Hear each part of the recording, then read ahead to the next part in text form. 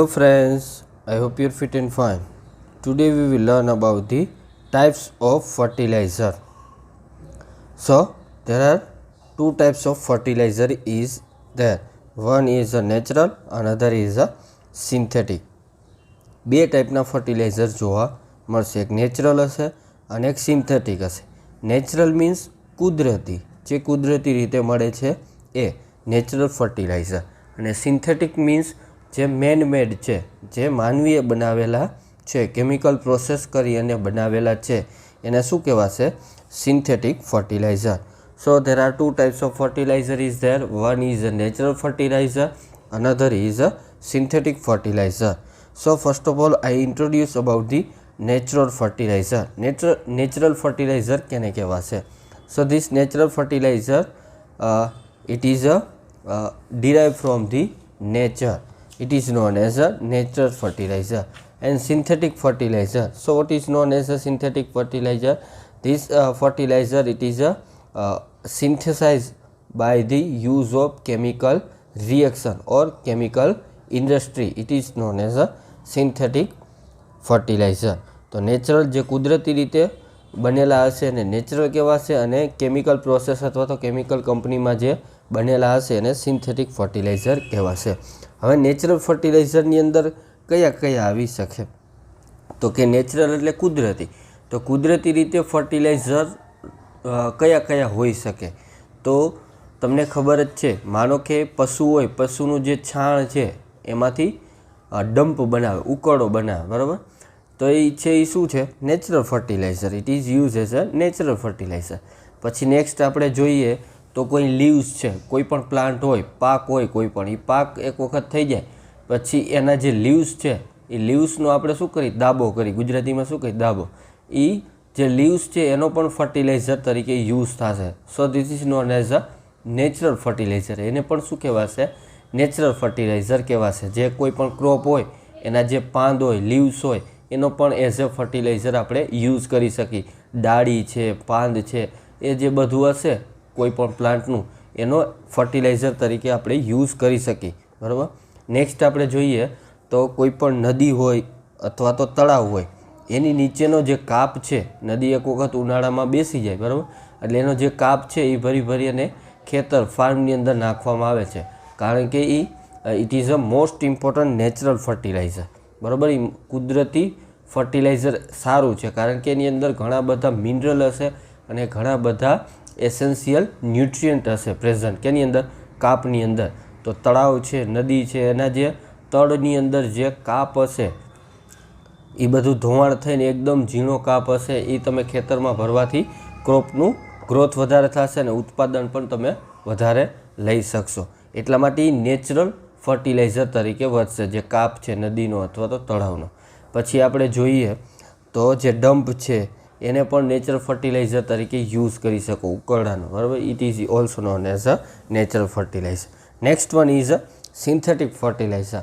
Synthetic fertiliser means જે chemical process દ્વારા બનેલા હોય, જે મેન મેડ માનવીએ બનાવેલા હોય ફર્ટિલાઇઝર, એને શું કહેવાશે?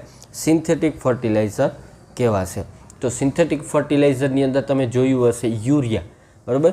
યુરિયાની અંદર મોસ્ટ ઓફ 70% શું હશે? નાઇટ્રોજન હશે. તો નાઇટ્રોજન પણ પ્લાન્ટને મોસ્ટ ઇમ્પોર્ટન્ટ રિક્વાયરમેન્ટ ન્યુટ્રિયન્ટ છે, એસેન્શિયલ ન્યુટ્રિયન્ટ છે. તો નાઇટ્રોજનની કમી હશે કોઈ પણ પ્લાન્ટને તો યુરિયા નાખવામાં આવશે. તો યુરિયા નાખશો એટલે એકદમ ઝડપથી ગ્રોથ થવા મળશે પ્લાન્ટનો. કેમ? કારણ કે એની અંદર નાઇટ્રોજન સૌથી વધારે પ્રેઝન્ટ હશે. તો યુરિયા છે એ પણ શું કહેવાશે? સિન્થેટિક ફર્ટિલાઇઝર કહેવાશે. માનવીએ બનાવેલું છે ફર્ટિલાઇઝર, જેની અંદર જે ન્યુટ્રિયન્ટ જરૂરી છે પ્લાન્ટને એ જેની અંદર પ્રેઝન્ટ હશે, બરાબર? નાઇટ્રોજનની જરૂર હશે તો યુરિયાનો છંટકાવ કરવામાં આવશે. એટલે એ સિન્થેટિક ફર્ટિલાઇઝર છે.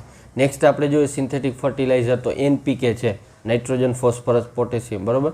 તો NPK છે તો આ ત્રણેયની જ્યારે જરૂર હશે ત્યારે NPK નાખવામાં આવશે. પછી જીપ્સમ છે, પછી મેગ્નેશિયમ છે, આ ઘણા બધા બીજા ઘણા સિન્થેટિક ફર્ટિલાઇઝરનો છંટકાવ કરવામાં આવે છે. એમોનિયમ નાઇટ્રેટ છે. તો આ બધા કેવા છે? સિન્થેટિક ફર્ટિલાઇઝર છે, જે માનવીએ બનાવેલા ફર્ટિલાઇઝર, જે ખાતરો છે એને કહેવાશે સિન્થેટિક ફર્ટિલાઇઝર. હવે આપણે નેચરલ ફર્ટિલાઇઝર અને સિન્થેટિક ફર્ટિલાઇઝર ડિટેલની અંદર જોઈએ. ઓવરવ્યૂ મેં તમને આપી દીધો નેચરલ ફર્ટિલાઇઝર કેને કહેવાશે અને સિન્થેટિક ફર્ટિલાઇઝર કેને કહેવાશે. So first type of fertilizer is a natural fertilizer. So what is known as a natural fertilizer? Natural fertilizer, it is derived from the nature or it is origin from the nature. કુદરતી રીતે જે fertiliser મળે છે બરાબર, જે માનવીએ બનાવેલું છે નહીં, કુદરતી રીતે જે આપણે યુઝ કરી, જે કુદરતમાંથી મળે છે એનો ડાયરેક્ટ આપણે ફર્ટિલાઇઝર તરીકે યુઝ કરી એને શું કહેવાશે? નેચરલ ફર્ટિલાઇઝર કહેવાશે. તો એનું ડિસ્ક્રિપ્શન જોઈએ નેચરલ ફર્ટિલાઇઝરનું. So a neolithical man probably started farming and use fertiliser. તો ફર્ટિલાઇઝર જે ખાતર છે, ખાતર કેના માટે? આપણે પ્લાન્ટ માટે આપશું, જેના ગ્રોથ માટે, પ્લાન્ટના ગ્રોથ માટે આપણે ફર્ટિલાઇઝર આપશું. તો ફર્ટિલાઇઝર જે આજકાલ શોધાણું છે નહીં, ન્યુલિથિકલ મેન યુઝ કરતા ફર્ટિલાઇઝરનો, ખાતરનો યુઝ કરતા કેના માટે? પ્લાન્ટના ગ્રોથ માટે. ન્યુલિથિકલ મેન મીન્સ શું થશે? પાષાણ યુગના માનવી. પાષાણ યુગ મીન્સ 3000 BC, બરાબર, 3000 પૂર્વ, જે ક્રાઇસ્ટનો બર્થ થયો એના 3000 પૂર્વ એટલે પાષાણ યુગ ગણાય. It is also known as a stone age society, બરાબર, જે પથ્થરનો યુઝ કરતા, બરાબર, હન્ટિંગ કરવા માટે ને એના કરવા માટે, એ બધો જે સોસાયટી હતી એને શું કહેવાશે? સ્ટોન એજ સોસાયટી અથવા તો ન્યુલિથિકલ મેન કહેવાશે. તો જે પાષાણ યુગના માનવી હતા એને સૌથી પહેલાં શું કર્યું? તો કે પહેલાં તો ખબર ન પડતી કે આ પ્લાન્ટ તો આપણે ઉગાડી શકીએ. પછી એને ખબર પડી કે આ બીજમાંથી આપણે પ્લાન્ટનો રીપ્રોડક્શન કરી શકીએ, બરાબર. રીપ્રોડક્શન કરવા માટે શું કરતા? જે અનાજ છે અથવા તો ફ્રૂટ છે એના બીજ સાચવીને રાખતા, બરાબર. સાચવીને રાખ્યા પછી વરસાદ થાય એટલે શું કરી? રોપી દઈએ. અને ખબર પડી ગઈ કે આ રીતનું અનાજનું અને આપણે ફ્રૂટનું આપણે શું કરી શકીએ? પાક લઈ શકીએ, બરાબર, ગ્રોથ કરાવી શકીએ. તો એ રીતે હરવે શું કરવા? એ બીજ અથવા તો પ્લાન્ટ જે ગ્રો કરાવતા. હવે ગ્રો કરાવતા ગ્રો વધારવા માટે ફર્ટિલાઇઝરનો યુઝ કરતા શીખી ગયા. ખાતર આની અંદર આપશો તો વધારે ગ્રોથ થશે, એ રીતે એને ખબર પડી. તો ત્યારે તો કંઈ સિન્થેટિક ફર્ટિલાઇઝર હતા નહીં, તો એ નેચરલ ફર્ટિલાઇઝરનો યુઝ કરતા. કુદરતી રીતે જે ખાતર તરીકે આપણે યુઝ પાષાણ યુગની અંદર કરવા માંડ્યા હતા. એટલે એ શું કરે? કોઈ પણ પીક છે, બરાબર, પછી ગુવાનો છે, ગુવાનો મીન્સ ચરક, જે પક્ષીઓનો ચરક છે એનો યુઝ કરતા. શું કરતા? ખાતર તરીકે યુઝ કરતા. પછી કોઈ પશુ છે એનું જે મળ મૂત્ર જે હશે એનો પણ ખાતર તરીકે યુઝ કરતા. જે છાણ હશે એનો પણ ખાતર તરીકે યુઝ કરતા શીખી ગયા. પછી માછલી છે એના હાડકાં, બરાબર, ફિશ બોન, એનો પણ શું કરતા? એ ખાતર તરીકે યુઝ કરતા. પછી વુડન આશ છે, જે લાકડું સળગાવ્યું એના પછી જે રાખ વધે એનો પણ ખાતર તરીકે યુઝ કરતા. હજી પણ આપણે કોઈક જગ્યાએ જે શાકભાજી હશે એની અંદર આપણે રાખનો છંટકાવ કરીએ એટલે રોગ ઓછો આવે, તો એ ફર્ટિલાઇઝર તરીકે પણ યુઝ થશે. તો ત્યારે ન્યુલિથિકલ પાષાણ યુગથી આ કુદરતી ફર્ટિલાઇઝરનો યુઝ કરતા માનવી શીખી ગયા છે. તો natural fertiliser, a neolithical man probably started farming and use of fertiliser. At that time they use guano. Guano means શું થશે? જો first fertiliser is guano means જે પક્ષીઓનું ચરક હશે એને શું કહેવાશે? ગુવાનો. તો પક્ષીઓના ચરકનો ખાતર તરીકે યુઝ કરતા. Next one is a fish bone. Fish bone means માછલાના જે હાડકાં હતા એનો એકદમ ક્રશ કરી અને એ યુઝ કરતા હતા. Next one is a wooden ask. Wooden ask means શું થશે? કે લાકડાની જે રાખ હશે એનો પણ શું કરશે? એ ફર્ટિલાઇઝર તરીકે યુઝ કરશે. પછી ડમ્પ મીન્સ ઉકેળો થશે. ત્યારે તો ઉકેળો કે એવું કંઈ હતું નહીં, પણ મેં એડિશનલ એડ કરેલું છે. ડમ્પ મીન્સ શું થશે? ઉકેળો. જે આપણે કુદરતી રીતે જે પશુ હશે, પશુના જે મળ હશે જેને કહેવાશે છાણ, છાણનું એક જગ્યાએ એકઠું કરી અને શું બનાવશે? ડમ્પિંગ કરશે. જે છાણ હશે એનું શું કરશે? ડમ્પિંગ કરશે એટલે ઉકેળો બનશે. એની ઉકેળો તો અમુક ગામડાના છોકરા હોય એને ખબર હોય કે ઉકેળો કઈ રીતે બનાવશે. એની એક રીત છે. પહેલાં છાણ નાખશે, પછી એના ઉપરથી તાસ નાખે, જે કાપ હશે નદીનો અથવા તો તળાવનો જે કાપ હશે ને એ કાપનો થર લગાવે, વળી પાછો જે છાણ હશે એનું થર લગાવે, વળી પાછો થોડોક થર કેનો લગાવે, પછી આ રીતનું આપણે જે કાપ હશે એ કાપ લગાવશે. તો એ રીતના થર ઉપર થર, એક છાણનો એક કાપનો, એક છાણનો એક કાપનો, એ રીતના થર આપી અને ડમ્પ તૈયાર કરશે આખો. હવે એની અંદર જો જે કાપ હશે એની અંદર ઘણા બધા મિનરલ હશે, બરાબર, કેલ્શિયમ, મેગ્નેશિયમ, નાઇટ્રોજન, ફોસ્ફરસ, ઘણા બધા પ્રકારના મિનરલ હશે. કેની અંદર? તળાવના કાપની અંદર, પછી નદીનો કાપ હશે એની અંદર.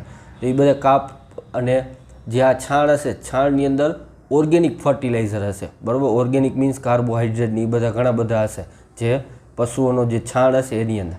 તો એ બંને મિક્સ થઈ અને કમ્પોઝિશન બનશે જે ઓર્ગેનિક ફર્ટિલાઇઝર, નેચરલ ફર્ટિલાઇઝર તરીકે બેસ્ટ યુઝ થશે. બરાબર, કેની અંદર? ખેતરની અંદર, ફાર્મની અંદર. પછી થોડોક ટાઈમ રાખવામાં આવશે, એના ઉપર પાણીનો છંટકાવ કરશે એટલે બેક્ટેરિયાનો ગ્રોથ થાય. બરાબર, ઓર્ગેનિક ફર્ટિલાઇઝરની અંદર બેક્ટેરિયા છે, પછી અળસિયા છે, વર્મી કમ્પોસ્ટ બનાવવા માટે. બરાબર, એનો ગ્રોથ કરવામાં આવે. પછી એ બધા જે છાણ હશે એ છાણનું શું કરશે?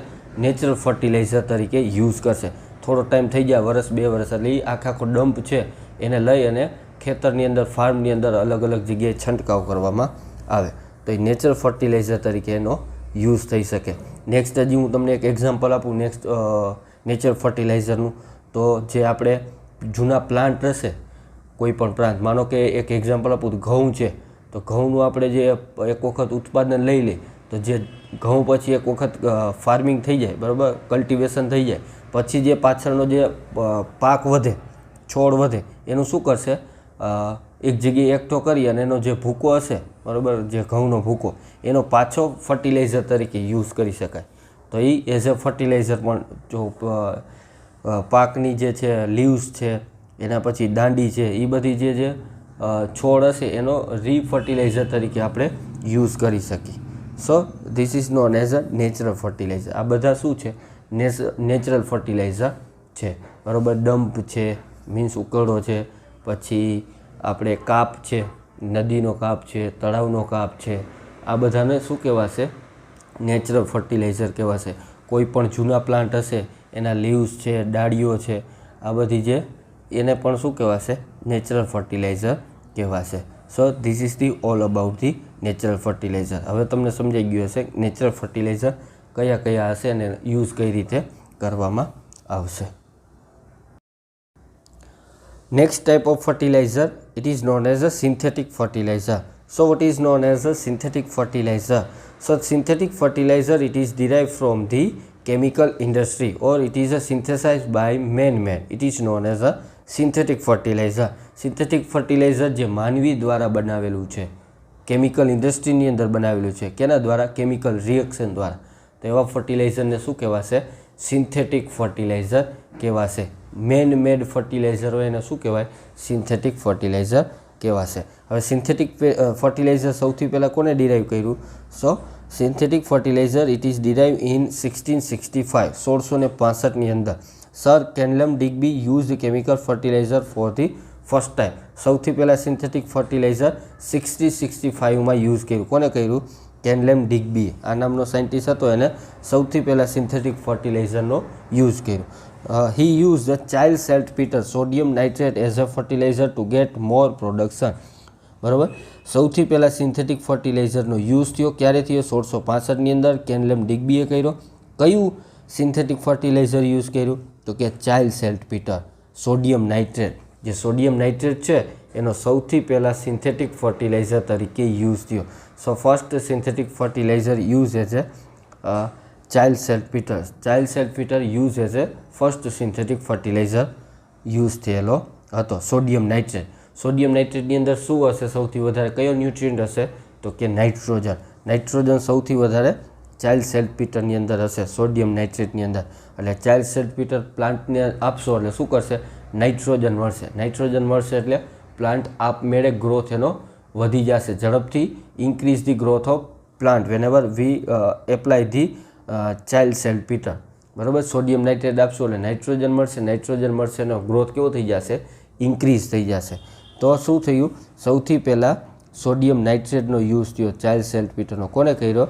કેનલેમ ડિગ્બી. એને જોયું કે પ્લાન્ટનો ગ્રોથ ઝડપથી થવા માંડ્યો. બરાબર, ગ્રોથ ઝડપથી થશે એટલે એને ફર્સ્ટ સિન્થેસિસ ફર્ટિલાઇઝરનો યુઝ કરતા થઈ ગયા. ક્યારે? 1665ની અંદર. સો today now the more synthetic fertilizer is available like urea, NPK, gypsum. આ બધા અત્યારના સિન્થેટિક ફર્ટિલાઇઝર છે. યુરિયા છે, જો નાઇટ્રોજનની વધારે જરૂર હશે તો યુરિયા આપવામાં આવશે. યુરિયાની અંદર સૌથી વધારે નાઇટ્રોજન હશે.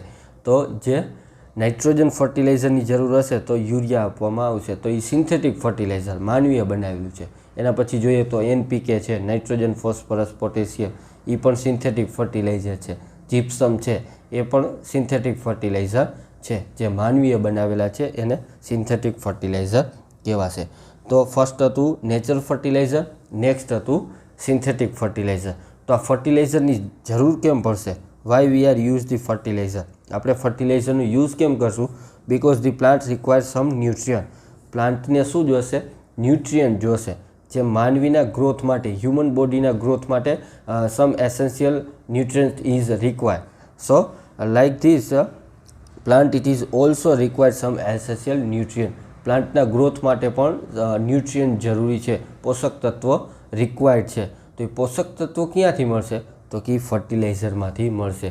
તો એ ન્યુટ્રિયન્ટ આપવા માટે, પ્લાન્ટને જરૂરી ન્યુટ્રિયન્ટ આપવા માટે આપણે ફર્ટિલાઇઝર એડ કરશું. કાં તો નેચરલ ફર્ટિલાઇઝર હશે અને કાં તો સિન્થેટિક ફર્ટિલાઇઝર હશે. એ ફર્ટિલાઇઝર શું કરશે? એ ફર્ટિલાઇઝરની અંદર ન્યુટ્રિયન્ટ હશે, બરાબર? એ ન્યુટ્રિયન્ટ કેને જોશે? એ પ્લાન્ટને જોશે. તો પ્લાન્ટના ગ્રોથ માટે ન્યુટ્રિયન્ટ જોશે. એ ન્યુટ્રિયન્ટ આપવા માટે આપણે ફર્ટિલાઇઝરનો યુઝ કરશું. તો કે કયા કયા ટાઈપના ન્યુટ્રિયન્ટ હશે એ આપણે નેક્સ્ટ લેક્ચરની અંદર જોશું. પ્લાન્ટ ન્યુટ્રિયન્ટ કેને કહેવાશે આપણે નેક્સ્ટ લેક્ચરની અંદર જોશું.